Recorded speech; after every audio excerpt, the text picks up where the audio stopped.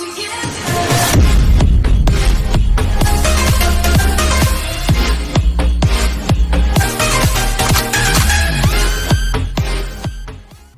σας παιδιά, μαζί θα δούμε σήμερα ένα βιντεάκι με κάποιες βασικές ρυθμίσεις για το Android λογισμικό. Πάμε! Λοιπόν, εδώ έχουμε μια Android συσκευή, το συγκεκριμένο μοντέλο είναι τη Samsung, το Note 9. Ένα μοντέλο που κυκλοφόρησε πέρσι Σεπτέμβριο, αν θυμάμαι καλά. Είναι το τηλέφωνό μου, ok. Λοιπόν, θα δείξουμε κάποια πραγματάκια για το Play Store. Ειδικά για τα μοντέλα τα οποία δεν έχουν μεγάλη χωρητικότητα στην συσκευή τους, έχουν μικρή ROM δηλαδή, και φυσικά οι εφαρμογές που έχουμε κατεβάσει στο κινητό μας είναι περιορισμένες γιατί δεν έχει χώρο να βάλει άλλες. Μπορούμε να ορίσουμε να κάνουμε χειροκίνητα τις ενημερώσεις των εφαρμογών, έτσι ώστε να μην ενημερώνει και άχρηστες εφαρμογές το τηλέφωνο και μας καταλαμβάνει και άλλο χώρο. Λοιπόν, να δείξω πώς πηγαίνουμε. Ανοίγουμε φυσικά το Play Store. Πάμε πάνω εδώ στις τρεις παύλες. Το συγκεκριμένο είναι στα ελληνικά, οπότε εδώ βλέπετε έχουμε τις ρυθμίσεις. Και τώρα, εδώ που λέει αυτόματη ενημέρωση εφαρμογών, πατάμε να μην ενημερώνονται αυτόματα οι εφαρμογές.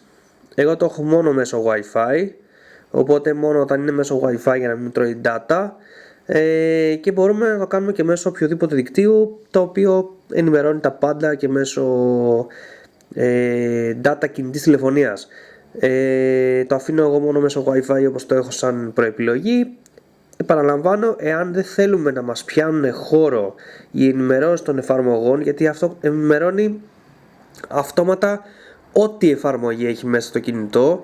Μπορεί και κάποια εφαρμογή την οποία δεν τη χρησιμοποιείτε, δεν τη χρειάζεστε, πατάμε να μην ενημερώνονται αυτόματα οι εφαρμογές. Τέλος, αυτό ήτανε. Από εδώ και πέρα, ό,τι ενημέρωση θέλετε να κάνετε θα πρέπει να την κάνετε χειροκίνητα. Τι σημαίνει αυτό? Θα πρέπει να πατάμε πάλι εδώ στην παύλα, να ανεβούμε εδώ που λέει εφαρμογές παιχνίδια μου. Εδώ τώρα εγώ είμαι σε Airplane Mode, οπότε θα αναγκαστώ να βάλω λίγο Wi-Fi να μας ανοίξει.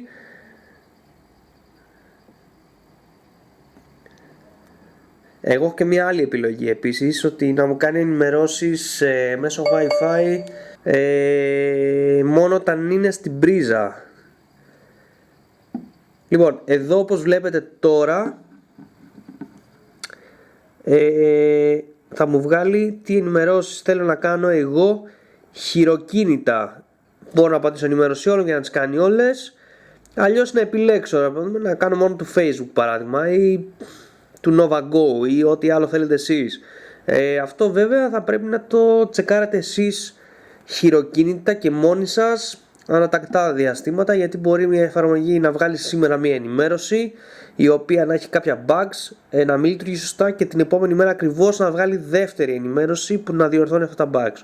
Οπότε θα πρέπει να το κάνετε εσείς χειροκίνητα και να έχετε γενικά στο νου σας για τις ενημερώσεις των εφαρμογών. Εγώ πάω τώρα πάλι να ξανακάνω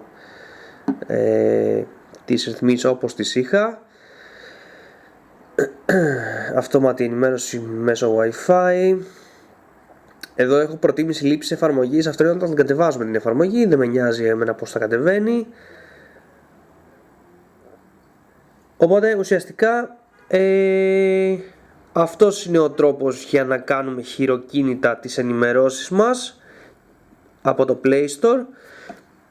Αυτό βοηθάει, είπαμε ξανά, στο να μην καταλαμβάνει χώρο περισσότερο από όσο θέλουμε εφαρμογές που κάνουν ενημερώσεις,